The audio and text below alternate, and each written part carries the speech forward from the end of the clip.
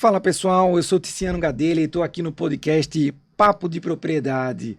Se você é estudante de direito ou advogado e está querendo conhecer um pouco mais desse mercado inovador da advocacia, vem para cá, esse é o lugar certo para você. E hoje, com muita alegria, eu estou aqui com meu querido amigo Gui Peixoto Neto, que além de amigo, é ídolo, é professor, é tudo. Gui, brigadão por ter vindo, cara. Oh, feliz demais.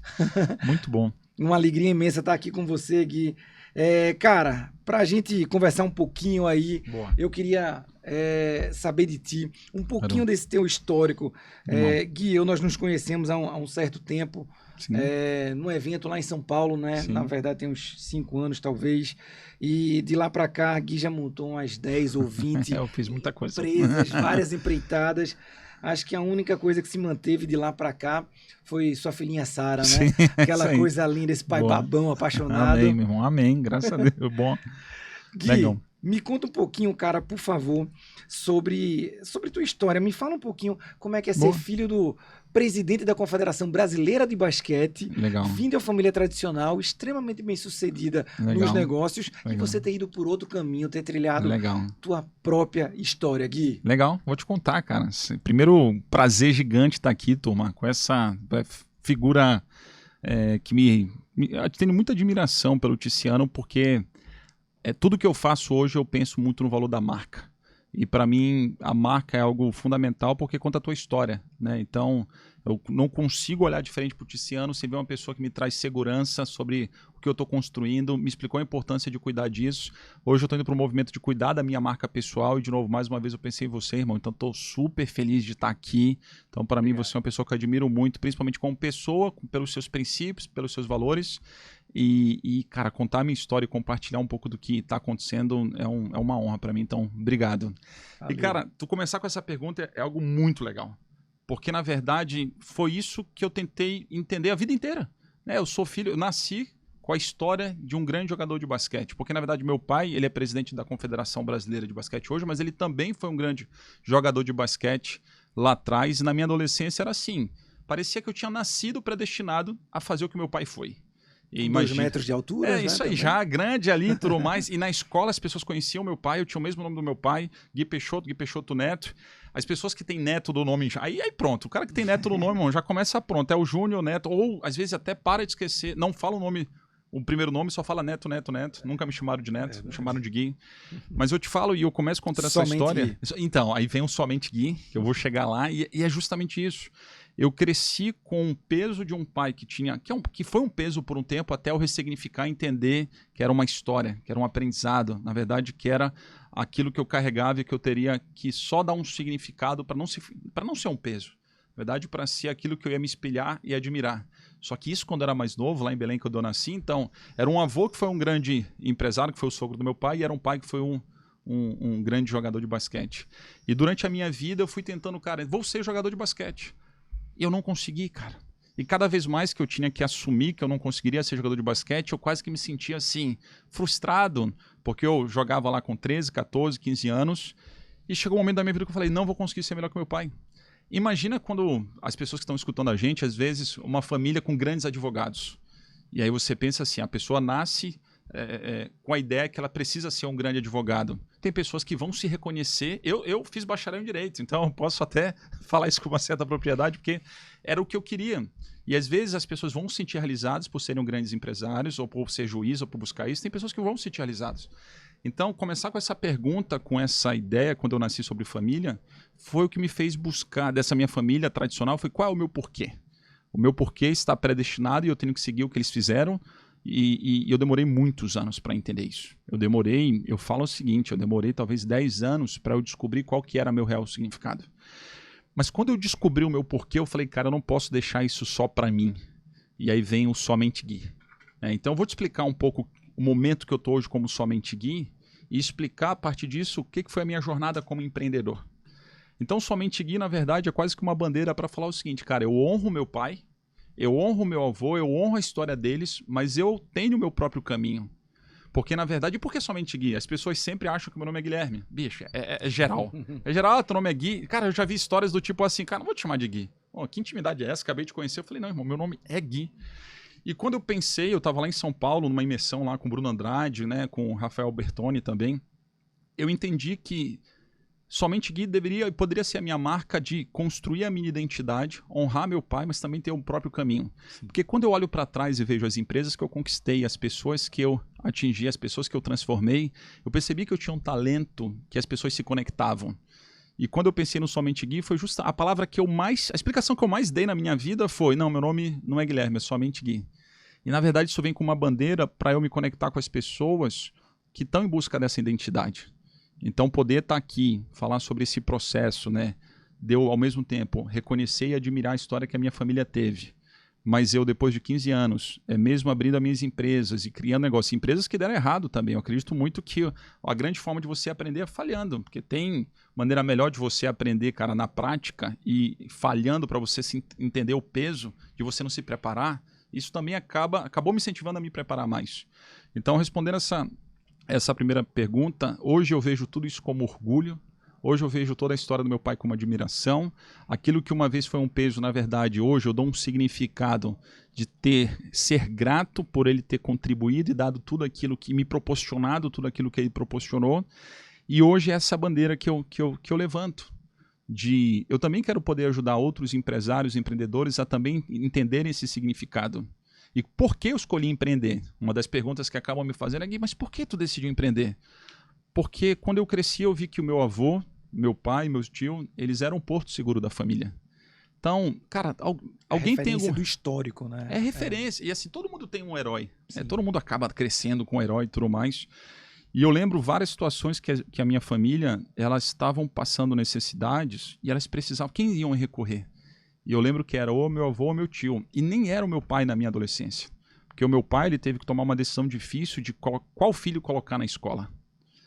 Depois de muito tempo, eu conversei com o meu irmão mais novo, e o meu irmão mais novo me contou, quando ele tinha 5, 6 anos, ele lembrou, né, que o meu pai, que esse meu irmão de um segundo casamento do meu pai, ele lembrou que meu pai deixou ele de férias por um ano. Só que, na verdade, não era férias que ele ficou por um ano. Na verdade, meu pai, nesse ano, ele não podia pagar a educação de todos os filhos, sabe? Só que eu tinha meu avô e o meu tio para me ajudar. E se eu não tivesse meu avô e meu tio? Então, eu comecei a entender que o que me motivava a empreender era ser o porto seguro da minha família, sabe? E o que eu quero fazer é ajudar os empresários a não destruírem as suas famílias por causa dos seus negócios. Então, eu estou te resumindo assim, algo que eu fiz a vida inteira, em que empreendi ou quis empreender, né? Comecei a empreender com 22 anos, passei 15 anos fazendo muita coisa que deu certo, muita coisa que não deu certo, e hoje eu decido agora traçar um novo caminho, que é continuar tocando os meus negócios. Hoje eu tenho algo em torno de 5, 6 negócios, porque eu ainda tenho algumas startups nascendo, mas basicamente eu estou com transportadora, estou com distribuidora, loja de conveniência, uma fábrica de startups, estamos estudando a possibilidade, né, de entrar em auto center. Então, bicho, sempre eu venho procurando novas formas de encontrar bons negócios com boas pessoas. Só que para mim nada disso tem significado se eu não fizer isso de alguma forma ajudando empreendedores a cuidarem tão bem dos seus negócios que sobre tempo para ficar com as suas famílias. Então, esse é o grande propósito que eu estou fazendo com Somente Gui. Maravilha, Gui. Que história, cara, que inspiração, meu irmão. Parabéns. Você falando isso me lembra muito do livro do Simon Sinek, o Comece pelo Seu Porquê, né? O Why. E me parece que você perseguir esse caminho é você tratar de um propósito, né? Sim. O que você gosta? Como você falou, poxa, eu venho de uma família de um empresário, eu venho de uma família de um jogador, eu venho de família de pessoas que têm tanto carreiras mais tradicionais como carreiras um pouco alternativas, digamos. Alternativa no sentido de não é todo mundo que vai chegar em casa e vai dizer, eu vou jogar basquete. Sim. Os pais vão ficar preocupados, até porque fazer esporte no Brasil não é, é desafiador. E você não para de empreender. Sim, quando eu te conheci, você estava lá numa transportadora, aí depois você criou um sistema para gestão de frotas, Sim. depois uma startup para gerenciar direitos autorais, depois os outros investimentos, e aí veio uma série de capacitações, como a gente se fala muito pelo WhatsApp, Sim. nós conseguimos nos conectar em real time, mas Sim, quando eu falo contigo, uma vez você está nos Estados Unidos, a outra vez está na Isso Europa, é verdade. às vezes está em Belém do Pará, está no interior do Pernambuco, então você não para quieto. E na verdade, Gui, eu acho que você é essa própria startup. Sim, Porque sim. startup é isso, né? Essa Sim. efervescência. Verdade. É algo que hoje você valida um produto ou um serviço e amanhã você reconstrói. Perfeito. Amanhã você faz um spin-off disso. Uhum. E eu, como advogado, fico pensando no seguinte: como é desafiador estar na tua cadeira? Sim. Como é desafiador Sim, construir sim. algo, tratar de uma cultura, daqui a pouco tá remodelando isso, Sim, tá refazendo é isso e aí. tá se reinventando. Então eu te pergunto, já te conhecendo muito bem, mas eu queria compartilhar isso com as pessoas. Eu te pergunto, como é que você consegue, Gui, ao mesmo tempo ser um empreendedor tão forte, tão intenso nos teus negócios, e tendo tempo Sim, para fazer tudo? sim. Como você consegue ser esse cara tão Sim, disciplinado sim, que participa de fato sim. dos teus processos e das tuas escolhas? Por exemplo, no meu caso, que já conversei muito contigo sobre marcas, você bota o dedo na ferida, você Sim, escolhe, você isso é debate, verdade. você Isso é está verdade. super envolvido. Como é que é Sim. isso, Gui? Como é que é organizar essa Cara, agenda? A primeira coisa para ficar claro é o seguinte, eu comecei a trabalhar com 15, 16 anos, sabe? Eu não comecei ontem, e às vezes o que eu vejo muito é as pessoas querendo fazer as coisas muito para ontem, muito rápido. E tem uma frase que eu gosto muito, é que você superestima o que você faz em um ano e subestima o que você pode fazer em 10. Hoje o plano que eu fiz para as minhas empresas são para os próximos 10 anos. Por quê? Porque eu sei qual é o poder de planejar para os próximos 10 anos. Vou contar uma história bem rápida. Eu, quando montei a minha primeira transportadora, no início ela foi dando certo, mas 3 anos depois eu fui convidado pelo meu cliente, principal cliente, na operação, numa reunião, para ele me dar a notícia que eu reduziria o preço ou ele encerrava o meu contrato. Então imagina você ter um negócio, um único cliente, você não... esse cliente te chama e fala, cara, essa é a condição, se não for a condição, eu não quero mais você. Então eu falei, cara, eu me senti, sabe aquela situação, que, meu irmão, você não sabe o que fazer. Uma situação tipo, sabe, meio perdido, meio não sei a resposta, qual o caminho que eu vou e tudo mais. Então, isso foi uma situação que me desconfortou muito. Só que eu costumo falar também, cara, assim, tem até, conversando com um amigo meu esses dias, para nascer fogo, você tem que ter fricção, sabe? A vida inteira eu sempre procurei as fricções, eu nunca me afastei, sempre procurei os atritos, porque eu sempre entendi que é do atrito que eu aprendi as coisas que eu não sei. E nesse momento, a única coisa que eu pensei em fazer foi pedir ajuda. Vocês vão perceber, muitas das coisas que eu falo é que, cara, quando você não souber o que fazer, peça ajuda. Pode parecer uma coisa simples, mas as pessoas que não têm princípios ou valores de humildade, as pessoas que querem provar para si mesmas que elas conseguem sozinhas, elas não pedem ajuda. E a coisa que eu melhor fiz foi saber pedir ajuda e para quem. E quando eu tomei essa decisão de pedir ajuda, eu pedi ajuda para o Bruno Sireno, que hoje é meu sócio. A gente conseguiu reorganizar a empresa, a gente conseguiu fazer uma proposta de aumentar a produtividade. Então, a gente conseguiu reduzir o custo com ganho de eficiência. A resposta para mim não era tão óbvia e eu precisava de ajuda e o Bruno me ensinou. Depois que a gente resolveu isso, a gente fez um plano para os próximos 10 anos. E aí, quando a gente fez, a gente deveria faturar nesse ano talvez uns 10, 11, 12 milhões por ano. E aí eu sento com o Bruno Sireno e a gente vai fazer uma planilha. E aí isso, 2012, aí 2013 a gente fez 15 milhões. Não, em 2000 agora, no ano seguinte a gente vai para 20 milhões, 15 milhões. Cara, a gente fez um plano que a gente ia faturar em 100 milhões nos próximos 10 anos. A gente faturou acima de 200. E só que foram 10 anos para poder fazer isso. Hoje, quando eu sento o meu time e falo que os próximos 10 anos a gente vai faturar 1 bi, as pessoas acreditam no que eu falo. E eu nunca imaginei que eu ia falar, sentar numa sala e falar, cara, a gente vai faturar 1 bi, 1 bilhão. E eu faço isso porque eu já passei pelo processo de sonhar algo que me assusta. Eu tenho a mesma sensação de que, cara, é possível. É o mesmo frio na barriga que eu tinha 10 anos atrás. E eu costumo falar o seguinte, meu irmão, empreender é ter frio na barriga. Quando você não tiver frio na barriga, você não está empreendendo. Para mim tem que ter frio na barriga. Então eu estou contando tudo isso justamente para resgatar, quando você me perguntou assim, como é que você consegue tudo isso, cara? Primeiro, levou tempo. Sabe, levou muitos anos. E o que eu quero conquistar, eu não estou planejando para o ano que vem, eu estou planejando para os próximos 10 anos. Só que aí disso eu vou trazer o que eu quero fazer para os próximos 3, para os próximos 1, para os próximos 90 dias. E o que eu vou escolher fazer faz parte, talvez, grande o diferencial do meu, talvez do método que eu estou vivendo é eu escolher bem o que eu tenho que fazer, como eu vou dedicar meu tempo. E eu falo muito para as pessoas, para os empreendedores, que o segredo da escala está em você saber definir prioridades. Pode parecer simples, mas é isso. Tem um livro que eu gosto muito que se chama A Única Coisa. A Única Coisa, ele fala sobre o conceito de Pareto, 80-20, que muitas pessoas conhecem, mas as pessoas acreditam que o Pareto está muito direcionado a você ter uma planilha de custo, qual o principal motivo da minha planilha de custo e tal, tudo mais, para eu economizar mais, né? Porque eu fiz muito isso nas minhas operações para usar Pareto, para resolver algum problema ou de custo e tudo mais. Mas para mim, Pareto é uma filosofia, cara. Na verdade, é o seguinte... E se aplica a tudo, na se verdade. Se aplica a tudo. E o livro A Única Coisa, por que o nome do livro é A Única Coisa? Ele te faz te perguntar o seguinte, digamos que eu quero emagrecer.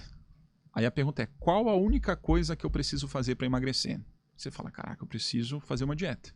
Qual a única coisa que eu preciso fazer para fazer uma dieta? Eu preciso ir no nutricionista. Qual a única coisa? Então, assim, são perguntas que hoje funcionam quase que mais natural para mim, mas eu não monto mais a minha agenda pensando quais são as 30 coisas que eu tenho que fazer, porque se eu não fizer as 30 não vai dar certo. Pelo contrário, se eu conseguir fazer uma que resolvam as 30, qual seria essa única coisa? Então, eu demorei para aprender como administrar meu tempo. Então, quando tu pergunta o seguinte, Gui, como é que tu faz várias coisas e está em vários lugares? Primeiro, eu entendi como eu tinha que administrar meu tempo. E sabe qual é a única coisa mais importante que eu aprendi para eu poder fazer várias coisas ao mesmo tempo? Ter um time bom. Então, no final das contas, cara, grande parte do meu tempo foi me dedicando como é que eu encontro as pessoas certas e coloco no lugar certo. Um dos feedbacks que eu já recebi, que quando eu recebi eu fiquei feliz, foi meio que de um sócio meu, ele falou o seguinte, cara, Gui, um diferencial que tu tem é que tu consegue encaixar a pessoa no negócio certo, não é nem na área certa, no negócio certo. Então hoje os 6, 7 sócios que eu tenho, eu encontrei os 6. Você perguntar, Gui, como é que tu encontra essas pessoas boas? E aí fica uma outra sugestão. Você não sai de casa e fala, hoje vou encontrar uma pessoa boa. Você tem que ser uma pessoa que esteja interessado por pessoas. Então, os meus sócios, ou foi um cara que trabalhou uma vez comigo na Horizonte, né? Na verdade a Flávia, no caso, que trabalhou uma vez com a Horizonte, foi para o Canadá, depois voltou para o Canadá, eu falei, não, peraí. Na verdade, eu negociei com ela enquanto ela estava no Canadá para ela voltar para o Brasil, para a gente tocar um projeto de sociedade, e ela fez um belo case na conveniência. O Paulo foi um consultor de postos, e eu, de alguma forma, eu sempre tive em alerta, pensando assim, cara, eu nunca posso deixar uma pessoa boa passar. Sim. Então, resumindo agora... Quando que eu estive nos Estados Unidos, né, recentemente eu fiz um curso lá em Harvard espetacular, o OPM, eu só pude fazer tudo isso porque eu tinha pessoas boas, alinhadas aos mesmos princípios e valores que eu tenho. E uma coisa que eu aprendi com um dos meus sócios, o Júnior, a gente costuma ser muito tolerante com pessoas medíocres, porque normalmente essas pessoas medíocres são as pessoas que a gente mais confia. Por que eu tenho que ter pessoas... Por que eu não posso ter pessoas de confiança e pessoas competentes ao mesmo tempo? E talvez um dos principais estresses que um empreendedor tem, ou que um CEO tem, é quando ele aceita ter pessoas medíocres no time dele. Então, sempre quando pergunto, eu gosto, né, de explorar bem a resposta e como é que surgiu na minha vida. Mas, cara, não importa a área que você tem. Se você tem um escritório de advocacia, se você não tem, ou se você é empreendedor, mas comece colocando as pessoas certas para dentro do barco e invista tempo para encontrar elas. E esteja disposto a dividir o bolo junto com elas, porque as melhores pessoas ou já estão em algum lugar contratadas, ou já estão em algum projeto que as motivam a estar lá. Se você não tiver uma proposta ou um modelo de negócio suficiente para trazer as melhores pessoas, cara, você não vai atrair. E eu aprendi a gostar de sociedade e já tive sociedade que não deu certo. Então, um pouquinho do que eu tenho para falar. Que maravilha, Gui. É interessante como essa lógica, ela se repete. Quando você fala, você conclui por pessoas, eu lembro que Jorge Paulo Lema, mas Jorge Paulo Lema voltou a estar na capa das revistas, aí, mas claro. Na verdade nunca saiu. Uhum. Mas tanto ele quanto grandes empresários falam que, na verdade, a única missão do empreendedor raiz é encontrar boas pessoas. E boas pessoas fazem bons negócios. Sim, é isso mesmo. Então, é muito, muito bacana quando você fala disso, porque eu penso no seguinte, essa sua reflexão também sobre tempo, poxa, tudo leva um certo... A gente precisa de um espaço para conseguir consolidar algo. Sim. Isso é em tudo. Pô, um bebê, ele só nasce depois de um lapso temporal. Sim. Você se relaciona com alguém, você não vai, eu vou de cara, vou me olhar de cara. Não vai. Todo mundo leva um tempo para para conseguir se adaptar e ver se é Sim. aquilo mesmo. Essa expressão é ótima, quando você subestima os 10 anos e superestima o primeiro ano, né? Isso aí. O pessoal, assim, algumas pessoas costumam ser... Na verdade, não são algumas pessoas, a humanidade costuma Sim. ter um problema com a ansiedade. Muito isso aí. E ansiedade é isso, é você trazer Sim. o futuro para o presente de forma desordenada, né? Sim, sim. É a dificuldade de você planejar os próximos anos. Quando você fala, cara, vou faturar 1 bilhão, Uhum. isso é grande? Eu não sei. Uhum. Se você está planejando isso para os próximos 10 anos, Sim. está no ritmo de crescimento, talvez isso seja até pouco. Sim, E você sim. talvez esteja fazendo um planejamento muito até tradicional, né? Uhum. Não sei. Uhum. E aí, Gui, isso me vem direto à mente o seguinte: o Brasil é o país que mais tem advogados no planeta. Só no Brasil existem 1.300.000 advogados. Eu não estou falando pessoas como você, que fizeram um curso de direito. Eu estou falando sobre pessoas que, além de terem feito, passaram no exame da OAB. Detalhe que 95% não passam no exame da ordem. Entendi. Então, no Brasil, a gente tem 1.300.000 advogados. Isso é mais do que todos os advogados do planeta somados. Caraca. Não é que o Brasil tenha mais do que os Estados Unidos, do que a Entendi. China, do que o mundo inteiro somado. Uhum. E isso é um desafio muito grande.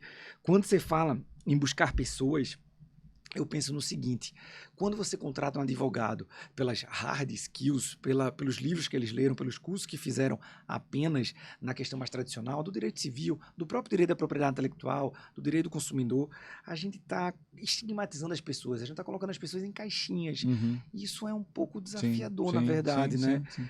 E a minha pergunta para ti é o seguinte: eu lembrei de duas coisas quando você falou nessa sua última explanação. Que uma foi o seguinte: nós todos somos a média das pessoas que nós mais convivemos, Sim. né? Então, por isso que essa sua reflexão de, pô, por que eu não posso ter uma pessoa muito boa e de confiança ao mesmo tempo? Sim. E a outra questão é a seguinte: Jean-Paul Sartre, ele tem uma frase que eu gosto muito, que ele falava o seguinte, que a dúvida era o preço da pureza. E o empreendedor antes de mais nada, uma pessoa cheia de dúvidas. Sim, né? isso aí. E aí eu te pergunto, Gui, o que você falaria para os advogados de hoje em dia? Você embora tendo feito, você legal. encaminhou aí pelo empreendedorismo. Legal. O que você pode dizer para os advogados que estão achando que só existem as áreas tradicionais do direito, que só existem concursos públicos? Esse pessoal, será que não pode inovar, Gui?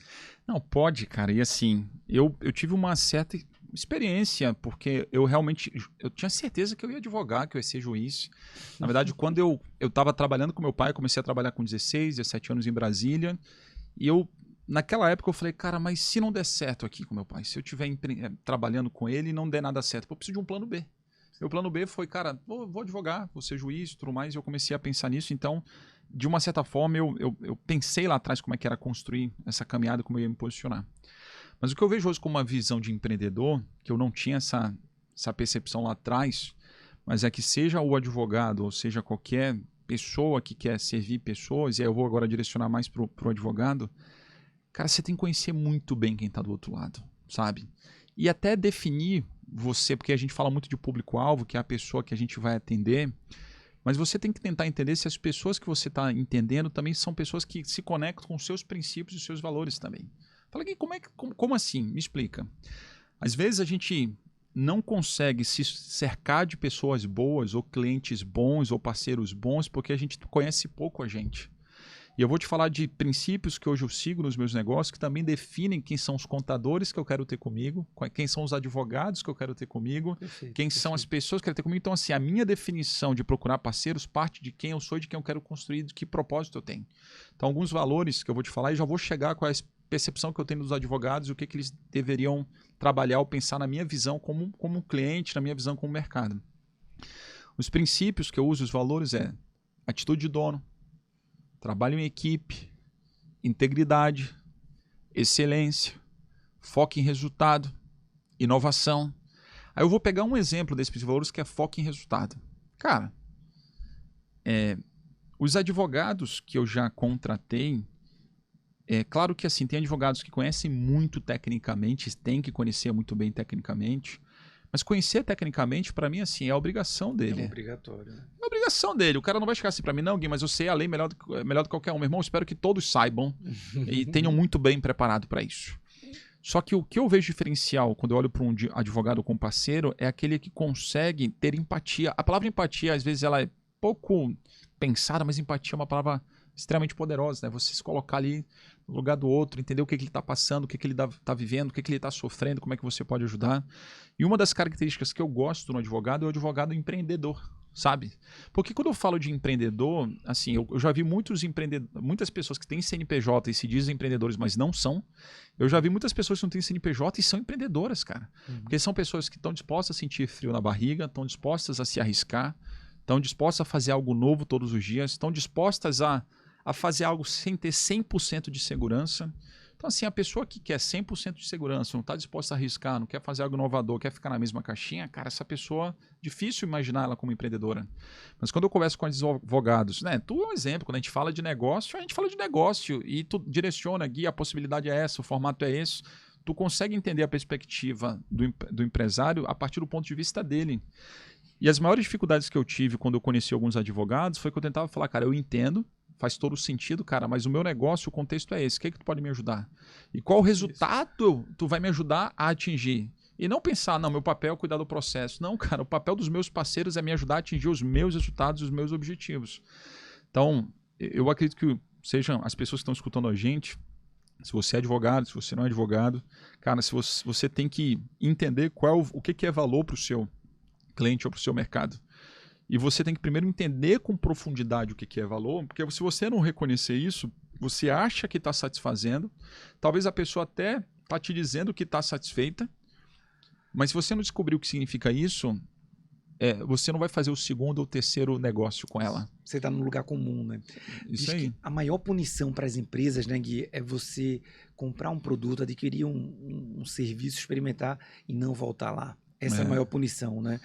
E quando você fala sobre empatia, né, sobre a gente se colocar no lugar do outro, isso é muito bom porque isso vale para qualquer profissão, de fato. Sim. E a gente falando sobre advogados, eu conheço alguns dos seus advogados e todos têm essa mesma característica.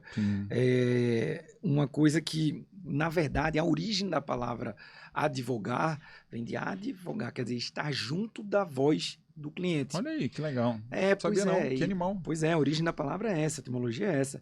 E você veja o problema. Se a gente olha direto como a faculdade nos forma, e aí não tem nada a ver uma determinada faculdade, um determinado curso, de uma forma geral, concordo demais. a proposta é a seguinte, é a pessoa que lê a lei, que interpreta a lei, mas não é isso.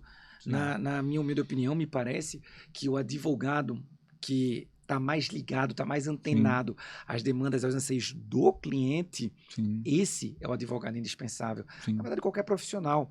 É como você iniciou a conversa falando, cara, eu tenho, um pouco antes de começar aqui, você estava falando, o meu maior anseio é conseguir fazer com que as pessoas se empoderem do tempo delas. Sim, perfeito. Cada um escolheu o que fazer com o seu tempo. E as startups, elas têm essas provocações, né? Startup é o seguinte, é resultado. Na advocacia, no direito, você aprende que advogar é uma atividade meio. Mas aí você fala uma coisa muito boa. Cara, se eu estou falando em excelência, o resultado positivo, eu já tenho que entregar. Não adianta, não, mas eu tentei. Cara, mas não é eu tentei. Eu vou lá até conseguir. E quando a gente fala em startup, eu queria te perguntar o seguinte, você que tem várias, você que tem, até o que você não tem como startup, você tem a mentalidade de startup. Como é que você faz, Gui, para escolher não apenas teus advogados, mas os profissionais que estarão ao teu lado nessa jornada? Quais são essas características? Boa. Primeiro tem um ponto importante, que eu acho que vale a pena compartilhar com os advogados, para eles não olharem, talvez assim, eu vou ser especialista em direito trabalhista.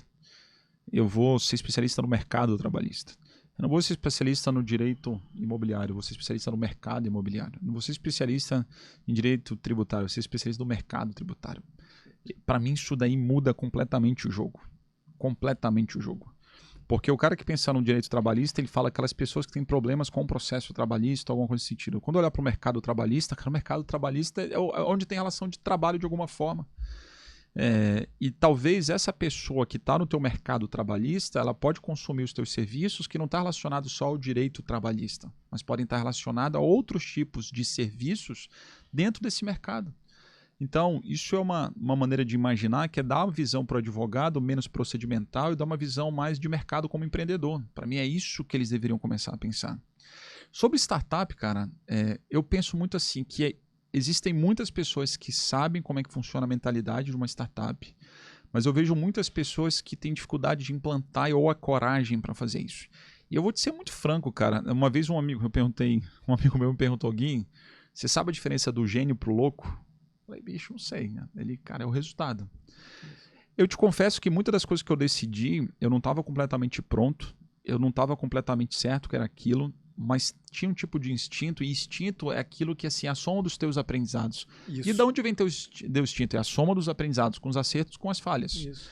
E por muito tempo eu comecei a entender como utilizar o instinto a meu favor. Eu já utilizei o instinto a meu favor e deu errado, até eu calibrar o que o meu instinto, ou para onde eu tenho que me direcionar. Isso é um processo de autoconhecimento constante. Tem um livro que eu gosto muito, que é o Descubra Seus Pontos Fortes. Talvez a coisa que eu mais fiz foi me autoconhecer, me descobrir de todas as formas. Eu pedia feedback. Feedback para mim sempre foi muito importante. Então, para onde eu ia, eu pedia feedback, porque buscar me entender, me conhecer, era fundamental para eu descobrir quais são as grandes oportunidades que eu tenho, né, de me desenvolver como empreendedor. E isso foi me ajudando a trazer coragem do que eu deveria fazer e do que eu não poderia fazer. Agora também tem muitas pessoas que decidem empreender, só que elas acham que é extremamente difícil ou impossível. Talvez não é tanto por falta de coragem, é porque elas colocam algo acima da capacidade atual dela. Eu até acredito que você tem que empreender sem estar 100% pronto, mas também você não pode estar 0% pronto. Você tem que ter alguma base, você tem que estar construindo essa base. Eu vou dar um exemplo legal. Por exemplo, tem muitas pessoas que querem, sei lá, montar um restaurante. Só que ela já começa pensando assim, cara, vou montar um restaurante com 400, 500 mil, porque para eu ganhar o que eu preciso montar algo grande. Então, precisa de muito dinheiro, eu não tenho como fazer isso. E é claro que também a pessoa, quando ela pensa em algo muito grande, muito distante, e ela não tem a capacidade para executar, fica algo muito difícil. Então, muito dos problemas desses empreendedores é que eles não estão fazendo algo proporcional ao tamanho da coragem ou do preparo que eles têm naquele momento. E aí eu vou te dar um exemplo prático do empreendedor que eu conheci uma vez, que ele simplesmente teve uma sacada brilhante. Ele pegou a história, ele pegou a receita, isso na pandemia, a receita da avó dele, que ela tinha uma receita de lasanha, e decidiu vender a lasanha a partir de casa. E como é que você faz isso sem dinheiro? Ele começou a vender a lasanha para os amigos por encomenda. Então ele vendia, recebia antes, né? Fazia quase que uma antecipação ali dos recebíveis e usava o cartão de crédito para comprar os insumos e ganhava prazo de 30 dias. Tudo bem que ele começava lá, talvez ganhando um lucro de 400, 500 reais, falando lucro, né? Uhum. Ele tinha outras despesas, né? Então ela recebia tudo, pagava tudo, dava o lucro, ele decidiu reinvestir esse lucro. Okay. Depois isso virou 800, depois isso virou 1.000, 1.500, 2.000 e tudo mais. Então, às vezes, grande parte das pessoas que não empreendem é porque ou elas pensam em algo, o sonhar para os próximos 10 anos tem que ser feito. Mas você tem que agir a partir de um ponto que você acredita e tem confiança suficiente na sua capacidade de execução. Sonho grande comece pequeno, né? Sonho grande comece pequeno e acelere rápido, alavanque rápido, né? Eu gosto muito disso. Então, eu tenho até um exercício que eu tenho feito no meu livro, que eu lembrei agora, que na verdade eu tenho o livro e vou lançar também um workbook do livro, que é o cara o seguinte, você pode fazer um plano lá que em 10 anos você vai ter o melhor restaurante do Brasil. Mas em 3 anos, decida fazer o melhor restaurante do bairro, de Recife e tudo mais. Em 1 ano, decida abrir um bom restaurante que vai servir as pessoas. E em 90 dias, comece servindo comida em casa. Então, na verdade, essa lógica de você começar pequeno, mas saber que começar pequeno você tem um propósito grande, uma meta grande, isso daí sempre vai ser o combustível de você continuar aprendendo. Então, de novo, a mentalidade de uma startup, ela funciona. A mentalidade de você aprender, entender que falhar não é um erro, falhar é um aprendizado. O erro é quando você escolhe cometer as mesmas falhas sempre e não aprende com o aprendizado, né? Não faz daquela falha um aprendizado. Para mim isso é um erro. Você tem que transformar isso em um aprendizado. E tem uma história que eu queria compartilhar também que é muito curioso, né? Eu tive um restaurante, esse restaurante faliu. Não deu certo depois de 3 anos, por um período deu certo, mas a consequência dele é que ele deu errado. Só que engraçado que ele foi o meu trabalho de conclusão do MBA. Quando eu terminei o direito, o meu bacharel, No meio do curso eu já tinha entendido que eu queria empreender, mas eu decidi terminar o curso de Direito, porque para mim era a melhor estratégia para eu conseguir depois fazer uma pós-graduação. Que aí eu fui fazer, na verdade, um MBA em São Paulo. Foi uma realização fantástica. E a conclusão do MBA foi um plano de negócio. Cara, não tem noção. Fiz um plano de negócio assim, 20 páginas, espetacular, gráfico, estatística. Irmão, ficou incrível. E eu fiz isso com os melhores professores, talvez alguns do Brasil. E na prática a teoria era outra? Ou... Então, o grande ponto foi o seguinte, esse negócio que eu tinha, um plano de negócio completo, foi o que não deu certo. E o plano Rio, a transportadora, que eu nunca fiz um plano de negócios. Sempre deu certo. Deu certo, cara. E eu não estou dizendo aqui que não tem que ter plano de negócio. Cara, tem, eu gosto de planejar, eu planejo. Mas o que eu quero dizer é o seguinte, a sua execução tem que ser melhor que o seu planejamento. Então, na verdade, o restaurante, a falha não foi no plano. O plano, na verdade, que bom que eu fiz. A falha foi que eu não estava envolvido no negócio diretamente. E eu comecei a perceber que negócios que eu estou envolvido diretamente, ou negócios que eles são tocados a partir de algum direcionamento meu que eu participo das decisões, eles dão certo. E todos os negócios que eu não me aproximei, ou acompanhei, ou vi diretamente o que estava acontecendo, eles deram errado. Então essa soma de falhas que eu fui cometendo foram me ajudando a entender que tipo de negócios eu poderia montar, qual era o meu método para fazer ele dar certo, e que tipo de pessoas eu queria ter junto, que eu não consigo ter uma execução da forma que um negócio exige, cara, sozinho, eu preciso de gente boa junto comigo. Então, de novo, como tu perguntou, de fato, hoje eu já tive startups que não deram certo, hoje eu estou com um desafio hoje muito legal, tenho 3 startups, 2 já em processo já estão gerando receita, acredito muito, a gente tem uma meta também dos próximos 10 anos, que é fazer com que a gente tenha 10 startups, porque as startups que a gente está montando, é startups dentro do nosso negócio. A gente está construindo, a gente está montando startups. Eu tenho algumas investidas em startups, mas a Opera Labs ela surgiu com o objetivo de, cara, criar produtos. E a gente quer, em 10 anos, ter 10 produtos. Eu costumo falar que, assim, se tiver pelo menos um unicórnio, eu estou super satisfeito. Né? Os meus sócios querem 10. Eu falei, cara, como assim? 10 unicórnios, eu acho que é talvez desafiador. Mas vocês querem sonhar isso? Vamos sonhar junto, sabe? Mas brincadeiras à parte, assim, cara, o mais importante não é se vai ter um unicórnio, se vai ter 2, se vai ter 3, né? O fim, qual tipo de... Né? Se vai ser camelo, o que vai ser, né? Que tipo... Mas o mais importante é que existe um sonho claro, é um time muito bom e uma mentalidade de falhar e aprender ao mesmo tempo. Para mim é isso que mais vale. Que isso é o sentido da startup, né, Gui? É interessante quando você fala que não é bom um profissional que entende tudo daquela área, e sim daquele mercado. É diferente, né? Quando você entende tudo, por exemplo, de logística, talvez você seja um excelente profissional daquela microparte, mas quando você compreende o mercado da logística, você amplia. Tá aí, você criou uma operação que poderia quebrar a tua outra operação. Mas não, você sempre insistiu em inovar. E isso é muito desafiador. E uma coisa muito comum na advocacia, eu falo isso porque eu presidia as comissões tanto de propriedade intelectual quanto de direito das startups. E uma coisa muito comum no debate dos advogados é o seguinte: será que o robô um dia vai tirar meu trabalho? E o que eu costumo dizer é o seguinte: é claro que vai, se você é um péssimo profissional. Mas se você é minimamente bom, você conhece, você quer melhorar, você não pode se preocupar com o robô. Ao contrário, o robô vai te ajudar. A gente tá aí com o ChatGPT. Cara, o ChatGPT é um baita exemplo de inteligência artificial. Tá aí para ajudar todo mundo, inclusive os advogados. Você coloca lá, você pede lá, cara, eu quero um roteiro para isso. Ele vai aprontar para ti. É perfeito? Claro que não, cara. Mas tá feito lá. E eu adorei quando você falou dessa questão do restaurante, de começar pequeno, e a história da lasanha, possivelmente o rapaz devia ser de alguma tradição aí na gastronomia, a avó devia cozinhar bem e tal, né? Sim. E certa vez, Gui, eu ouvi, eu não vou atribuir a alguém, porque eu confesso que eu esqueci quem foi, mas eu acho que foi até o Bruno Perini, que falou que você fazer uma startup, você deve começar tão pequeno, que você deve fazer origami de papel higiênico. Você já ouviu falar nisso, Gui? Não, eu nunca vi ele falando nisso, mas eu concordo demais com a filosofia. Pois é, que é aquela história de você ir tão pequenininho que diz que quando você tá muito apressado para ir ao banheiro, você tá louco para ir ao banheiro, cara, você vai aceitar até ir no banheiro que não é o banheiro da tua casa, cara, você vai precisar ir. Parada seguinte, quando você vai no banheiro, a primeira coisa que você faz é se sentar no vaso. Sim.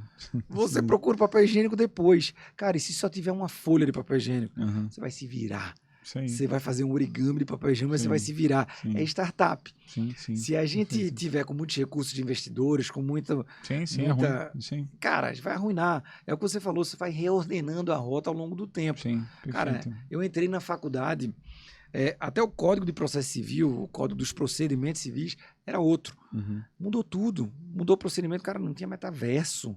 Sim. Não tinha propriedade intelectual, por exemplo, não se falava. E hoje estão lutando para ser uma matéria obrigatória. E tem que ser.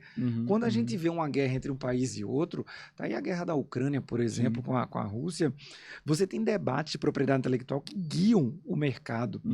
Se você não tem inovações envolvidas, nós temos um amigo que eu até comentei há pouco, que criou um suplemento para os excessos do efeito do álcool, e isso não pode ser considerado um remédio, porque de fato isso não é, isso é um suplemento alimentar. Quer dizer, tudo isso é a busca constante por inovação, é a busca constante por a gente compreender que pode até estar bom, mas dá para ficar muito melhor. Como você falou, começa pequeno, mas como foi que você falou? Para voar, para escalar. Não, sonho grande, começa pequeno e alavanque rápido, né? Alavanque rápido. Sim, cresça rápido. Pois é, Gui, eu queria te perguntar o seguinte, como é que você faz, meu amigo, para conseguir unificar tantos negócios com tantas pessoas? Como é que você consegue atingir essa escala, esse sucesso em tantas empreitadas e em segmentos tão distintos às vezes? Como é que você faz para encontrar de fato essas pessoas? Perfeito. Em especial, as pessoas que estão contigo no dia a dia. Sim, e eu falo muito mais de parceiros do que de clientes, mas de clientes também. Como é que você faz, Gui? Na verdade é o seguinte, eu tenho uma mentalidade que isso serve para qualquer tipo de negócio e serve para escritório de advocacia. Qualquer negócio ele pode e deve nascer com o conceito de plataforma. Quando eu falo plataforma, é mais no sentido de falar o seguinte, cara, quais são os serviços que eu posso oferecer? Então, na verdade, é até normal o escritório de advocacia pensar, tá, vou ter um braço de direito trabalhista, vou ter um braço de direito previdenciário, direito tributário e tudo mais. E claro que tem escritórios também que definem e falar, cara, eu sou especialista em um tipo de direito e tudo mais. Eu gosto de pensar em negócios em plataforma. E essa ideia de pensar com plataforma surgiu de uma necessidade de eu diversificar. No início, como eu comentei, eu tive uma primeira situação que eu tinha um único cliente e que ele falou que se eu não reduzisse o preço, ele ia encerrar o contrato. Eu passei isso uma segunda vez com o segundo cliente. O segundo cliente, porque eu decidi, eu não posso ter só um cliente. E aí, quando eu decidi ter um segundo cliente, esse segundo cliente, ele representava 95% do faturamento. Então, ele praticamente engoliu o outro cliente e deu um peso gigante. Eu falei, gente, eu estou cometendo a mesma falha. Cara, não, eu preciso fazer diferente. Claro que eu já tinha uma outra maturidade, já tinha uma outra formação. E eu falei, cara, eu preciso diversificar em formato de plataforma. Eu olhei para dentro. A inovação, normalmente as pessoas pensam assim muito para fora. O que está acontecendo lá fora? O que eu posso fazer de fora? Eu gosto muito de um conceito chamado que, cara, assim, que é um conceito que eu vi, enfim, já troquei muita ideia com um amigo meu sobre isso, que é a inovação que vem de dentro. Cara, a inovação, ela não vem só de fora, a inovação vem de dentro também. Eu comecei a entender o seguinte, quais são as inovações que podem partir de dentro do meu negócio? E aí eu comecei a entender que eu poderia caminhar ou para montar um posto de combustível, porque como transportador eu consumia muita litragem. Eu poderia montar uma concessionária, porque também a gente tinha um volume de compra de veículos. Eu poderia montar uma recapadora. Eu estudei os 3 negócios e não estudei sozinho. Não só estudei como sócio, mas pedi ajuda para mentores, para consultores externos para estudar junto comigo. E isso daí foi um primeiro grande passo que eu dei, porque eu comecei a perceber, e olha só, tá? Quando eu tomei essa decisão de posto, foi uma decisão. Sabe quando você pensa uma ideia diferente e vê uma pessoa e fala, cara, mas isso não é o seu core? Isso daí não é algo que você tem que fazer, não é só o DNA? Só que eu insisti porque eu acreditava, aquele instinto que eu comentei falava o seguinte, cara, tem oportunidade aí. Porque eu queria verticalizar o negócio. Então uma das coisas que eu recomendo para o empreendedor, cara, olhe para dentro e veja para onde você pode verticalizar. E depois do posto, na verdade a gente descobriu um novo braço de expansão para a gente poder diversificar. Então o caminho de eu fazer isso foi olhando para dentro, foi encontrando pessoas melhores que eu. Ter humildade é fundamental para você assumir que você não é bom naquilo, para você trazer alguém melhor que você. E você assumir isso de uma forma muito genuína, fácil, simples. Quanto mais genuíno e fácil você, mais o processo vai ser fácil de você trazer pessoas melhores que você.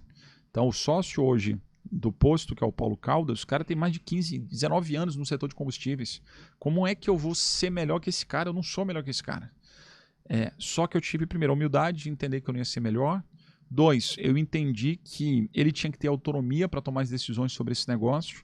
Só que, por outro lado, eu trouxe a governança, eu trouxe toda a estrutura por trás. A gente tinha toda já uma estrutura por conta dos outros negócios, administrativo, contábil, financeiro. Então, eu tinha as condições, eu poderia dar as condições para ele fazer aquilo que ele fazia melhor, que era, cara, operar dentro do setor de postos de combustíveis e a gente crescer junto, e ele virou sócio. A gente começou lá em 2003, em 2019, 20 com posto, a gente vai para 9 agora. Cara, e assim, muita gestão, cara. Muita gestão, não tem outro caminho. E depois do posto, a gente começou a entender, cara, deixa eu inovar de dentro de novo. E a gente começou a entender que a gente poderia ter uma distribuidora. E a gente passou a ter uma distribuidora, né, de venda de aditivos. Então, no final das contas, o que eu fiz foi olhar para dentro dos meus negócios para saber onde eu poderia verticalizar. E eu comecei a entender onde esses negócios tinham sinergia. Então, por mais que pareçam segmentos diferentes, eles são todos estão dentro de uma cadeia de abastecimento. Porque eu tenho um recurso que, na verdade, ou tenho um negócio que eu vou abastecer e servir as pessoas com combustível, com diesel, com gás, ou eu tenho uma loja de conveniência que eu vou abastecer e servir as pessoas com alimentos, sabe? Então, quando a gente entende onde os nossos negócios têm sinergia, e a gente consegue trazer pessoas que têm os mesmos princípios e valores, trazer pessoas com os mesmos princípios e valores é trazer pessoas com sinergia também. Então, empresas que poderiam fazer negócios entre si, pessoas que com os mesmos princípios queriam se ajudar mutualmente. E uma pergunta que tu fez foi: onde é que eu encontro essas pessoas? Cara, eu nunca saí de casa e falei, cara, hoje eu vou encontrar um sócio. Uhum. E tem uma coisa que eu costumo falar, é o seguinte, que todas as pessoas, ou as pessoas que eram meus amigos e que viraram sócios, não deu certo. Mas eu fiquei amigo dos meus sócios, sabe? Os sócios que eu tenho hoje, sendo muito franco, talvez num final de semana, não é como se fossem meus amigos que a gente frequenta os mesmos lugares, eles têm a vida deles, a família deles, o círculo de relacionamento deles. Tem algum que eu sou mais próximo, tem algum que eu não sou tão próximo em termos de amizade, mas todos têm um vínculo de sociedade, todos têm um vínculo de trabalho em equipe extremamente forte. Sim. Então eu só estou comentando isso, e assim, nada contra. Quem está fazendo sociedade com os amigos, está dando certo, cara, eu admiro. Eu não soube fazer isso. E para mim, conseguir construir uma história... Não sei se eu não soube, na verdade você não fez, mas... Talvez, ou os amigos os amigos com que eu fiz, mas independente disso, existe uma diferença grande de princípios e valores para construir negócios com pessoas boas e princípios e valores de amizade, sabe? Que esses são inegociáveis, tanto de amizade quanto os profissionais. Porque no final das contas é o seguinte, às vezes, não necessariamente eu sou amigo de alguém porque a gente tem um propósito junto. A gente é amigo de alguém porque a gente gosta de estar perto junto. A gente tem as mesmas dores juntos. A gente gosta de ter o mesmo hábito junto. Mas às vezes a gente quer construir, não, mas agora eu quero empreender junto, quero montar um negócio junto, quero ter um propósito junto. Cara, nem sempre isso vai se encaixar. E você tentar se convencer porque existe um mesmo vínculo de amizade vai ser suficiente para ter o mesmo vínculo de negócio, talvez aí onde é que está a falha. Então, e já tive sócios que eu tinha pessoas que tinham um projeto de sociedade comigo e eu tive que encerrar porque não tinham os 6 valores. Então, no final das contas, separando um pouco a amizade, mas voltando, pensando em 6 princípios e valores que a gente tem. Eu posso te falar que os que não ficaram ou que eu não continuei é porque um dos princípios e valores não deram certo. Uhum. E todos que estão, eu te falo, os 6, todos têm. E a gente tem e por ter, a gente consegue, sabe, cara, por encontrar pessoas assim,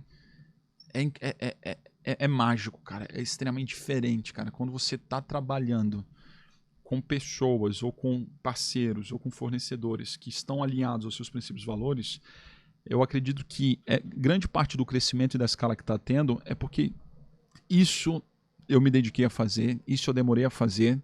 As pessoas que eu consegui...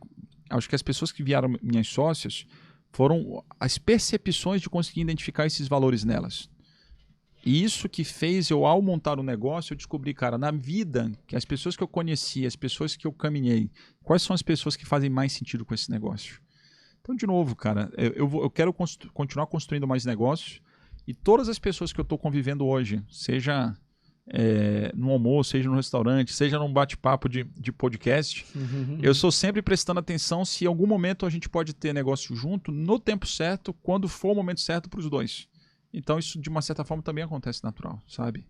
Então é isso. Então os negócios foram construídos eu olhando para dentro, as pessoas que estão junto comigo foram pessoas que eu participei, vi a jornada delas e encontrei elas pelos valores que eu percebi que elas tinham. Então por isso que eu acredito que tá dando certo. Sim, mais uma vez é a empatia reinando, né? É, Você isso saber aí. reconhecer Isso é. os propósitos e os valores de cada um, né? Ô Gui, terminando aí um pouquinho desse nosso assunto sobre pessoas, mas sem sair dele ainda, queria te perguntar o seguinte, aí novamente trazendo um pouco do debate para a área jurídica, advogado tem um grande problema, na verdade não é advogado, eu acho que essas profissões mais tradicionais têm um grande desafio que é o seguinte, a gente convive só com muito semelhantes, com pessoas muito semelhantes. Por exemplo, advogado só está com advogado, engenheiro só com engenheiro, etc. E tal. E isso termina atrapalhando um pouco tanto o networking quanto também essa questão do desafio. Por exemplo, eu me lembro muito bem que há uns 4 ou 5 anos nós nos encontramos lá num evento lá em São Paulo. Não, acho que foi a HSM Expo, não foi? Acho que foi, sim. 2018, Acho que foi. E foi quando nós conversamos um pouco mais. E eu falo que aquele evento, para mim, foi um grande divisor de águas, porque Tiago Pessoa de Mello, que é seu amigo também, Tiagão me falou pouco antes do evento. Eu perguntei, pô, Tiago, mas será que esse evento, cara, pô, não vai ter nada de propriedade intelectual? Tudo bem, vai ter inovação e tal, mas e aí, vale a pena? Faz sentido ir para o negócio desse? Pô, não é um investimento qualquer, é um valor expressivo e tal. Se Tiago olhou para mim sem perder tempo, ele disse, vai, se tu não gostar eu pago. Eu disse, tá bom, fui na turma dele, lá nos encontramos e por ironia do destino, quer dizer, não tanto por ironia, talvez por essa estratégia que na época eu não fazia como estratégia, voltamos e 80% daqueles que estavam lá naquele nosso grupo hoje são nossos clientes. Eu tenho alegria, legal, assim como animal. Você, de representar. Então, o que você diz, Gui? Você que tem essa carreira, essa experiência tão multifacetada, passou por tantas áreas, tem essa experiência com pessoas, com processos, até com questões geográficas. Você, outro dia, última vez que a gente se encontrou, acho que, ou não sei se foi em São Paulo, foi em São Paulo, lá no escritório, você estava no WeWork, você e Filipão Rebelato. Hoje a gente está aqui, mas no mês passado você estava em Harvard, e depois você tá... Quer dizer, essa sua correria, você faz um monte de coisa. Boa. Como é que cara? Como é que a gente... O que você diz para os advogados? Como é que esse pessoal pode dar o próximo passo? Eu acredito assim, isso serve para advogado também, para qualquer pessoa assim. A gente é muito medido pela nossa capacidade de resolver problemas, né? De solucionar. Então, quando alguma empresa procura um advogado, cara, ou ela está querendo evitar um problema, ou ela já tem um problema que precisa ser resolvido. E uma das grandes habilidades, assim, ou talvez características que qualquer pessoa deveria desenvolver para ser uma boa solucionadora de problemas é desenvolver seu potencial criativo. Você, quando tem um potencial criativo, quando você é uma pessoa criativa, você consegue ter várias opções ou caminhos de ideias que podem justamente levar à solução de um problema. Então, sendo um pouquinho mais prático, ficar num único campo, com as mesmas pessoas, conversando com as mesmas pessoas, frequentando os mesmos lugares, vai te limitar o potencial criativo, porque você vai ter as mesmas experiências. O potencial criativo ele aumenta com a soma de experiências que você tem. Cara, eu tive experiências assim, sempre me desafiei a estar em lugares diferentes. Eu nasci em Belém, mas já morei em Brasília, São Paulo, Recife, já voltei para São Paulo umas 2 vezes, para Brasília umas 3. De faculdade, eu tive que mudar 3, 4 vezes de faculdade. Além de Harvard, fiz Stanford, estive na Kellogg, conheci, né, hoje estou no IPO, que é uma rede de CEOs globais também. Em São Paulo, semana que vem, eu vou estar no evento do IO, do Entrepreneur Organization. Cara, por quê? Porque na verdade eu estou indo atrás de pessoas boas e que eventualmente podem ser as pessoas que eu vou fazer negócio, serem minhas sócias ou que vão me ajudar de alguma certa forma. Então, eu recomendo, cara, vocês, advogados, procurarem conhecimentos completamente diferentes do que vocês estão estudando hoje. Eu não estou dizendo abrir mão da qualidade técnica. A qualidade técnica é uma obrigação. Claro. Mas fazer um curso sobre empreendedorismo, cara, faça. Fazer sobre inovação, faça. Às vezes, cara, uma vez quando eu estava estudando advocacia, eu tive a ideia de fazer um curso de história. E foi uma experiência super legal, cara. Eu tava estudando pela manhã e fazendo um curso de história à noite na faculdade, sabe? Porque de alguma forma eu imaginei que conhecer a história do país, conhecer a história do Brasil, isso daí poderia aumentar a minha narrativa e poderia aumentar o caminho, né, ou as ideias, ou a criação para possíveis soluções. Mas às vezes o advogado, e claro que cada um tem que entender a sua realidade, para onde eu quero aumentar meu potencial criativo. O problema é que se você escolher muito, não se deixar jogar um pouco, se arriscar, você também não sai do lugar. Sim. Às vezes é um país novo que você não conhece, às vezes é uma cultura nova. Eu tive a oportunidade em Harvard, porque lá são 170 pessoas. Eles separam essas pessoas em grupos de 6, 7 pessoas, então são grupos menores. Então as pessoas mais próximas que eu fiz amizade, tinham pessoas da Índia, da Indonésia, da Austrália, tinha de Miami, tinha do Brasil, e cada pessoa com uma história completamente diferente. E às vezes você só conhecer pessoas novas, com histórias novas, com experiências novas, já tem muita coisa legal para aumentar o seu portfólio e aumentar seu potencial criativo.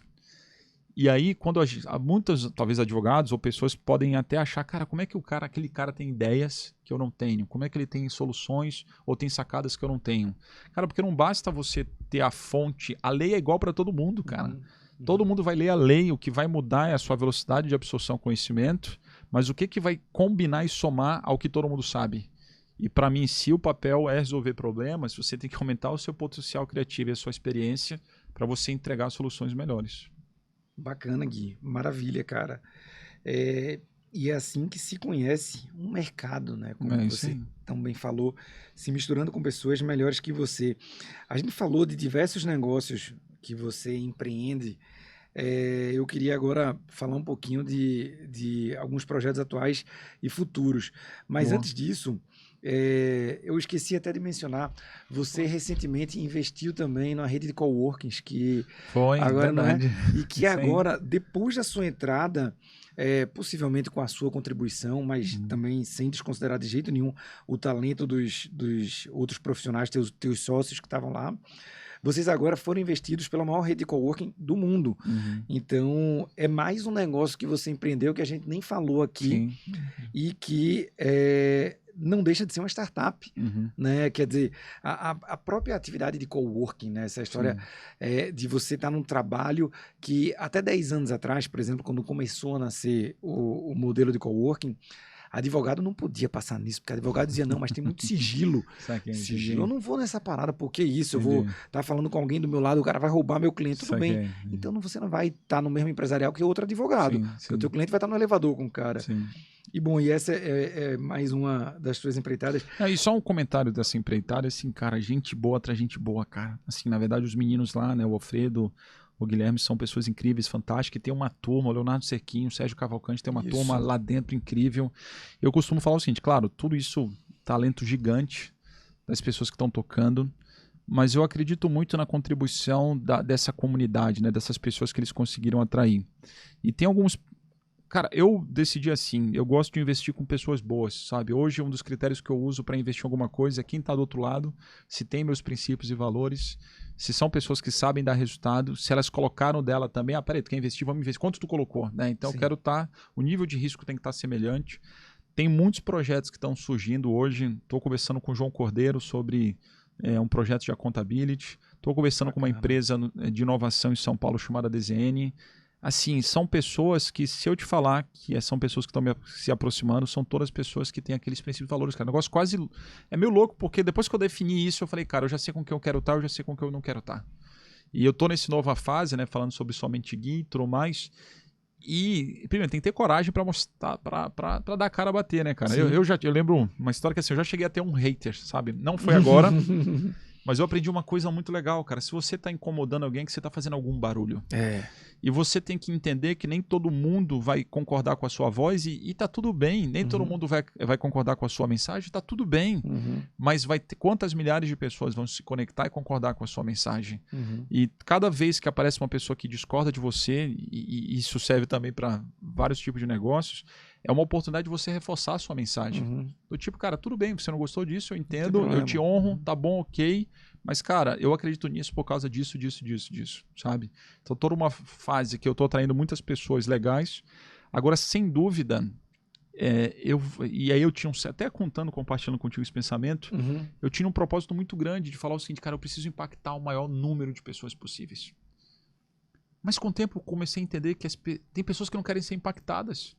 E tudo bem. E tudo bem. É. E tem pessoas que dizem que querem ser impactados, mas na hora que você fala, tá bom, você tem que fazer isso, não quer fazer. Sim. Tem pessoas que falam que quer ser ajudada, mas na hora que você fala assim, tá bom, vou te ajudar, ela fala, pô, mas eu não queria ser ajudada dessa forma, era de outra. Então, na verdade, a minha jornada de continuar ajudando milhares de pessoas continua, mas com milhares de pessoas que estão com os mesmos princípios e valores que se conectam com a minha mensagem. E quem não se conectar, de novo, tá tudo bem, cara. Então, esse é um pouco do momento que eu tô. É muito bacana quando você fala nisso, nessa questão dessas leis da atração, né? Porque você falou nomes interessantíssimos aí dos teus sócios na operação eu não gosto nem de chamar de coworking, porque coworking é algo muito estático, né? Vocês criaram uma comunidade. É isso aí. Na realidade, né? Você tem, Léo Cerquinho, você tem Guila, dois profissionais que transitaram aí pelo poder público, mas com um êxito absurdo, não se envolveram em questões políticas partidárias. Eles saíram não, eles emprestaram o conhecimento do empreendedorismo, da inovação para o poder público. Você falou também Sérgio Cavalcante. Cara, Sérgio, que foi presidente lá do Conselho da Anshan, Sérgio, que agora está tocando um grupo empresarial extremamente antigo, centenário, se não me engano, e ele agora é diretor de inovação desse grupo, né? Sim, isso aí. E não vou nem falar em Alf, nosso querido amigo Alf, que, cara, Alf, ele coordenou o Impact Hub global, na verdade, né? Como o Geraldo Freire, radialista, fala, é Recife falando para o mundo. É isso aí. E tu comentou uma coisa importante, tu acabou de falar o seguinte, eu gosto muito dessa frase, nós somos a média das pessoas que você anda. Pois é. E olha os nomes que você está falando, as pessoas que a gente está falando, né? E são 5 pessoas que a gente admira, 4, 5 pessoas que a gente admira. E se fossem pessoas que a gente não admira? Assim, eu não consigo. Para mim é muito difícil, eu não consigo estar perto de pessoas que eu não admiro, sabe? E de novo, tá tudo bem, porque a gente tem que ter o direito de escolher com quem a gente tá e quem a gente não tá. Um dos grandes desafios que as pessoas passam, e eu passei por esse desafio, é o seguinte, cara. Pô, mas se eu disser não para caminhar junto com alguém, será que eu não vou estar fazendo justamente o meu papel? Exato. Ou será que eu não vou estar honrando um legado que Deus colocou para mim, alguma coisa assim? Só que o autoconhecimento ele volta a persistir, cara. Gui, mas espera aí, quem tu quer honrar? Para quem é o teu legado? E eu aprendi uma coisa legal, é o seguinte, que eu não defino mais meu público-alvo, eu aqui e o meu público lá. Na verdade, eu somente Gui, e a gente volta a falar, né, esse conceito de comunidade é muito forte, porque na verdade eu não estou falando para aquele público de lá, eu estou falando para nós. Eu faço parte também dessa comunidade, eu também sou esse público-alvo. Eu, ao mesmo tempo, faço parte da comunidade como quem está consumindo e querendo aprender com isso, e ao mesmo tempo eu tenho um papel de liderar essa comunidade. E hoje está existindo um movimento grande, já que tu falou muito de tendência, eu estou vendo um movimento muito grande de comunidades se conectando a comunidades. Isso, ecossistemas se conectando a ecossistemas. Então, as pessoas que eu estou conversando são pessoas que têm seu ecossistema, mas elas falam o seguinte, Gui, tem algum lugar que a gente faz ressonância, tem algum lugar que a gente se conecta. Bora descobrir que lugar que a gente pode se conectar e os dois ganham. Então, está nascendo a comunidade, somente Gui, está nascendo como ecossistema. Cara, mas eu já estou nascendo plugado em dois ou três ecossistemas também. E cara, isso vai criar... Para mim é o seguinte, vamos ser uma constelação. Sim. Só que é uma constelação em prol de um movimento. E eu tenho uma marca muito forte, que é assim, até falei uma frase no meu podcast, que foi assim, o Nordeste é xingado e o Norte é esquecido. Estou falando isso aqui porque eu me considero parabucano, né? Porque eu sou paraense e a minha filha é pernambucana. Então, cara, eu sei o que é a dor de falar isso. E o meu propósito como comunidade, como movimento, e você tem que fazer uma promessa quando você constrói uma comunidade, um movimento, cara, é ajudar esses empreendedores. De novo, ajudar esses empreendedores ou que estão sendo esquecidos, ou que foram esquecidos, que também têm o direito e querem passar mais tempo com as suas famílias, mas não tiveram acesso ou não têm acesso a um bom método de gestão e hoje eles estão refém dos próprios negócios. Os negócios estão engolindo eles. Pois é o grande desafio de deixar as coisas fluírem, né, Gui? Antes de a gente gravar, você estava falando do flow, né, desse fluxo todo. Sim. Que lá atrás, não tão atrás, a gente falava sobre o tempo líquido, mas hoje trazendo para um livro que a capa, ela me parece muito tendenciosa, mas ela alcança o objetivo dela, que é aquele livro do Tim Ferriss, O Trabalho 4 Horas por Semana. Ah, eu li esse livro. Não é? Sim. Quando você olha a capa desse livro, você diz, pô, que palhaçada é essa? Esse cara vai trabalhar 4 horas por semana, Enfim, mas quando você lê o livro, você nota que a capa, ela de fato, ela é tendenciosa intencionalmente. O primeiro capítulo, você lembra? No primeiro capítulo ele fala que ele começou a dar palestra dizendo o seguinte, aprenda a vender drogas. Aprenda a ganhar dinheiro vendendo drogas, alguma coisa assim. E na realidade o que o cara mostra é o que você está falando. O que o Tim Ferriss faz é dizer que você deve dinamizar o seu tempo. Sim, cara, tire pequenas férias, tire pequenos tempos, mas deixe sua operação funcionando. Não se afaste do teu muito propósito. Engraçado, né? Porque eu li esse livro, ele dá várias sacadas muito legais mesmo, sobre como melhorar seu tempo. E eu te falo, cara, é completamente possível trabalhar 4 horas por semana. E eu te falo isso com certo conforto, não é porque eu trabalho hoje 4 horas por semana, mas eu posso trabalhar 4 horas por semana, se eu quiser. Mas é o seguinte, isso é uma conquista que pode ser alcançada não hoje, sabe? As pessoas às vezes olham isso e falam assim, cara, você pode escolher, quem está escutando a gente pode escolher trabalhar 4 horas por semana. Essa é a sua meta de 10 anos. Coloca ela. Eu quero daqui a 10 anos trabalhar 4 horas por semana. E agora você vai construir a sua jornada para poder trabalhar 4 horas por semana. Perfeito. Então, o que acontece hoje? Primeiro, eu não trabalho mais eu trabalho muito por propósito. Depois que eu fiz alguns negócios meus, né? Uns deram tão certo que eu consegui vender um deles. Tudo isso me permitiu estar nesse momento, nesse propósito. E as pessoas me perguntaram, Gui, cara, bicho, eu tava nos Estados Unidos, cara. Eu poderia estar. Muitas pessoas falam que o seu sonho é morar nos Estados Unidos. Eu estava lá nos Estados Unidos, tenho um irmão que mora lá, eu poderia estar pronto. A minha vida está resolvida, vou ficar por aqui. Aí um amigo meu me perguntou, bicho, esse empressado, cara, tu vai ficar ensinando as pessoas. Essa tua agenda, tu vai estar gravando à noite, sei lá, podcast, palestra, cara, tu não precisa disso não, cara, tu poderia estar nos Estados Unidos lá. E eu volto ao meu propósito, ao meu porquê, cara. Era impossível eu conseguir fazer isso. O desconforto era muito maior. Então, agora, voltando à concepção de trabalhar 4 horas por semana, eu até acredito que é possível trabalhar 4 horas por mês. Só que isso volta... Audacioso. E na verdade tem uma história muito curiosa, que eu lembro do João Cordeiro, um cliente dele procurou, João, eu estou lhe contratando para você me ajudar a trabalhar 4 horas por mês. Quando o João me falou isso, eu falei, João, eu também quero te contratar para tu me ajudar a trabalhar 4 horas por mês. E eu não tô falando isso ao mesmo tempo que é possível, mas ao mesmo tempo existe um trabalho, uma construção grande e leva tempo. Aí tu pergunta aqui, como é que é possível isso? Simples, cara, ele tinha pessoas boas. Sim. Ele primeiro construiu um negócio muito bom, depois ele entendeu que ele poderia dar autonomia para essas pessoas trabalharem por ele. Olha quantas mindsets, sim, quantas criações. Ou quantas criações, ou quantos níveis de maturidade o cara teve que ter. E basicamente o que ele fez foi assumir o papel de presidente do conselho. Com boas pessoas prestando contas e com auditorias externas, sempre reportando relatórios para ele e ele recebendo relatório semanal por e-mail dizendo como é que a empresa está.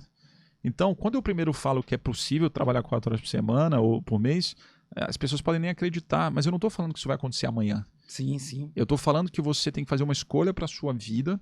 Se você quer alcançar isso, você deixar essa meta clara, eu coloco aí 10 anos você fazer isso, e você está disposto a arriscar, ter os frios na barriga que essa caminhada vai exigir, e se sacrificar para construir isso. Mais uma vez é organizar, né, Gui? É isso aí. Ô, Gui, me fala uma coisa, já a gente chegando aqui no final da nossa conversa, eu queria te pedir para explicar um pouquinho mais sobre o Somente Gui e aproveitando que você falou dessa questão de sacrificar o tempo e tal, nós estamos aqui no exemplo disso, pô, sexta-feira à noite, eu te agradeço demais estar aqui nesse nosso papo e você é tão incansável que agora você inventou de escrever um livro, Gui. É isso aí. Como assim, pronto. cara? Graças a Fala Deus. isso pra gente. Plantou a árvore também, porque a filha e o livro falta a árvore. Pô, a árvore eu acho que é o mais simples, né? Vou fazer. Só falta a Conta árvore. um pouquinho sobre o teu livro, por favor, Gui. Cara, eu ainda não plantei a árvore, mas eu conhecia, só uma curiosidade, eu conheci a árvore mais antiga do mundo. Que bacana. Meu irmão me fez esse convite. Lá atrás eu fui lá na Califórnia, no National Park. Ela é mais antiga que Jesus Cristo. É sério mesmo, meu irmão me mostrou isso. Então foi uma história muito legal, eu lembrei disso aqui agora. Sobre o livro, cara, é o seguinte. Há 3 anos atrás, é uma história bem rápida, chegaram para mim, o João Cordeiro, né? Ele falou o seguinte: Gui, talvez valha a pena tu fazer um livro, porque tu tem uma jornada empreendedora. Cara, assim, construir uma transportadora, irmão. Assim, e isso não foi me dado de graça. Uhum. Na verdade, eu mais uma vez poderia não ter feito nada, meu pai já estava numa condição melhor, eu poderia ter falado, pai, quero ser advogado, pronto, então pai, não precisava ir atrás disso, mas eu fui atrás disso. Foi um cliente que procurou a empresa do meu pai tinha um outro projeto para poder investir, um outro cliente que estava demandando muito tempo dele, e eu falei, não pai, mas eu quero abrir esse negócio, eu quero caminhar com isso. Uhum. Então não precisava construir isso, eu poderia ficar numa zona de conforto. Então, ao mesmo tempo, eu construí negócios super desafiadores, mas eu nunca deixei de aprender, de ler livro, de estudar. De uma certa forma, fazer o direito, ele ao mesmo tempo me ajudou a estudar e aprender, né? Você tem que saber ler. Mas ao mesmo tempo eu falei o seguinte, cara, eu me sentia um pouco atrasado, porque se eu estava empreendendo, eu tinha que ler muito mais que os outros. Cara, eu li muito sobre empreendedorismo, eu fiz muito curso, até chegar uma hora que eu decidi fazer o MBA em São Paulo, no INSPER. Depois eu decidi ir para a ESAD, fazer um curso chamado MP em ESAD, que foi cursos lá em Curitiba e a conclusão foi em Barcelona. Depois eu fiz o curso da Fundação Dom Cabral, que era junto com a Kellogg, eu fui para Chicago. Tive uma experiência no INSPER também, que eu lembrei agora, em Darden, que foi na Virgínia. Depois eu fiz um curso de Stanford e depois eu fui para Harvard. E aí tu fala assim... Cara, mas é porque eu sempre escolhi investir em conhecimento para mim. Então as pessoas falam que é fácil, o Gui contando tudo isso. Cara, eu decidi enquanto as pessoas... Não é fácil coisa nenhuma. E quando as pessoas estavam... E para mim empreender é isso, cara. É duro, mas recompensador. Então quando eu fui contando as pessoas conhecendo essa minha história, falou o seguinte, cara, daria um baita livro de empreendedorismo. Porque tu vai conseguir trazer a tua realidade de negócios e às vezes tem muito livro que você lê sobre empreendedorismo que a história é um pouco rasa, não tem tanta prioridade e me convenceram. Comecei a escrever o livro há 3 anos, em 2019, 20. Só que eu me tornei em 2020 CEO do meu negócio. E eu não pude mais, eu não conseguia ter mais energia para continuar escrevendo o livro. Mas depois da Singularity, de novo, né, em 2020 eu fiz a Singularity também, 2022. Singularity é um convênio, pessoal, para quem não sabe, do Google com a NASA, correto, Gui? Boa. Lá nos Estados Unidos, que você fez um curso lá. Um dos cursos que você fez nos Estados Unidos, né? Sim. Na verdade, estou aprendendo isso aqui contigo agora. É isso daí, Google com a NASA? Então, se não é, eu não sei. Mas depois vocês procuram foi aí. ele. Não, não sei, depois vocês procuram aí. Mas foi uma experiência super legal. E aí, qual foi a ideia? Só sei que, enfim, independente disso, é um curso animal. Assim. Eu conheci o Peter Diamandis lá. Cara, um cara com uma visão de organizações exponenciais. Na Abundância. Do Abundância, perdão. Abundância e Bold. E o outro, pois é. É isso mesmo. O Ismael Salim, que é o do Organizações Exponenciais. Isso. Só que é um curso lá, o Singularity, ele faz uma abordagem muito boa sobre o futuro. E foi ali que eu defini o seguinte, preciso voltar a escrever o meu livro. Preciso voltar a escrever. Eu voltei a escrever, conheci a Mari Coelho. A Mari Coelho era quem faz os livros para o Joel J, de algumas imersões que o Joel J faz para o Thiago Nigro, faz alguns projetos... para essa turma que tá no digital. E eu falei, cara, Mari, me ajuda a fazer esse livro. Concluí, cara. O texto tá pronto, tem 2 textos. O texto do livro tá pronto, mas agora a gente tá passando pela diagramação, isso vai levar mais uns 2, 3 meses para ficar completamente pronto, só que eu decidi também fazer um workbook junto. Bacana. E na verdade eu já passei para alguns empreendedores lerem. Na verdade eu passei para 3 pessoas que empreendem, e que já tem negócios sólidos, tem pessoas que estão começando agora a empreender, tem pessoas que nunca empreenderam. Legal. Cara, os feedbacks estão muito legais. E talvez a coisa mais legal que eu recebi do feedback é que as pessoas perceberem e sentiram como eu estivesse conversando com elas. E eu sempre queria que fosse um livro assim, leve, para a pessoa entender que era uma conversa, porque é quase como uma mentoria, porque mentoria, para mim, talvez foi a ferramenta que mais me ajudou. Porque é você basicamente conversar com alguém que já passou pela jornada que você quer passar. Meu irmão, o cara já sabe o que aconteceu. Conta pra mim, porque eu não quero cometer os erros que tu cometeu. Vai economizar tempo. Vai economizar tempo. O livro foi montado numa ideia, cara, que as pessoas vão sentir eu mentorando elas. Sim. E esse foi o feedback que eu tive. Então, ao mesmo tempo, é um livro que ele começa falando sobre mentalidade do empreendedor e como é que eu formei a minha mentalidade, o que eu passei para que ela fosse formatada. Tem um capítulo que eu falo lá que você pode construir um negócio sem saber nada. Aí, é claro que é meio que uma brincadeira, porque na verdade lá eu começo a dizer o que você precisa saber para poder tocar um negócio. E depois eu vou lá para o movimento de falar sobre tração e escala. Então, é o primeiro livro. Eu já estou montando o segundo, na verdade. E assim, porque é curioso. A primeira pessoa... Eu comecei a escrever um livro com o Edu. E depois depois eu fui construir com a Mari. Só que com o Edu eu já tinha escrito 200 páginas. E eu acabei não usando essas páginas, porque eu tive que justamente interromper quando eu assumi como CEO. Quando eu volto da Singularity, eu procuro a Mari. E a Mari a gente faz o último livro, o primeiro livro junto, que está pronto. Só que o Edu me procura há 30 dias atrás para falar que, Gui, eu tenho 200 páginas tuas escritas. Tu não quer, a partir disso, fazer um livro? E aí, cara, um negócio meio louco. E assim, empreender é um pouco disso. Eu investi lá atrás, achava que eu estava com dinheiro meio que perdido nesse primeiro livro. Fiz o segundo e depois... estava pronto. Cara, e depois o que vai acontecer é que vão ter 2 livros. Bacana. Saca? Assim, eu estou trabalhando nos processos dos 2, o que está já com prazo, que eu estou me cobrando para acontecer, é o da Mari aí, o que eu fiz junto com a Mari. Escrevi, ela também ajudou a formatar para 2, 3 meses. Mas pode ser que esse ano já... não sei se esse ano eu vou colocar um livro por ano, se o outro vai ficar pro ano que vem. Eu estou decidindo isso com o Edu. Mas, cara, um primeiro livro para mim já é uma vitória gigante. E tô super animado. Tem gente já querendo fazer encomenda também. Eu tô na lista. É autografado. Pois é, eu tô na lista. Gui, é isso, cara. E como diria o Peter Diamandis, ele no Abundância, ele fala que, na verdade, o futuro é melhor do que a gente imagina, né? É, isso aí. Me parece que você tá provando isso. Então, Gui, cara, obrigado, velho. Valeu pelo papo. Foi fantástico, meu irmão. Queria te pedir só para... obrigado, meu irmão. Você é uma grande inspiração, um grande professor, um grande mentor aí de todos nós. Queria te perguntar aí como é que o pessoal pode te encontrar nas redes sociais. Somente Gui, é isso mesmo? Isso. No Instagram é @somentegui. E a gente... Gui com Y. Gui com Y, boa. E o podcast é Somente Cast. É isso aí. Somente está dominando como principal marca. Justamente, cara, cada um pode ser somente aquilo que acredita que é, aquilo que persegue. E essa é a bandeira que a gente está construindo e defendendo. Maravilha. Boa. Obrigado, cara. Valeu, meu irmão. Valeu, meu irmão. Até mais. Valeu, obrigado. É isso, né, gente? Pegou tudo aí, meu irmão? Deu pra pegar tudo aí? Oxe, graças a Deus, deu tudo certo. Sexta-feira.